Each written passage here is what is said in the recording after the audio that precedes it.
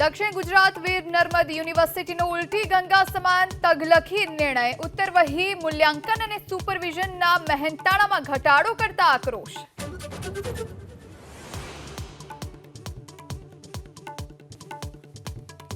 Ahmedabad medical association નવા પ્રમુખ doctor Dhiren Mehta 1 વર્ષ સુધી પ્રમુખ પદ તરીકે સંભાળશે પદભાર.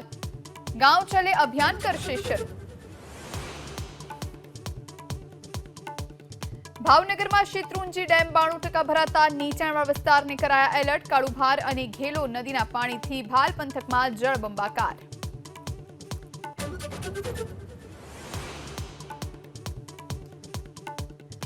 જૂનાગઢના માણેકવાડાના વીસી સામે દુષ્કર્મની ફરિયાદ દાખલ. મહિલાએ આવકના દાખલા કામ માટે ગેસ્ટ હાઉસમાં બોલાવી દુષ્કર્મ આચર્યાનો વિક્રમ વિરડા સામે આરોપ.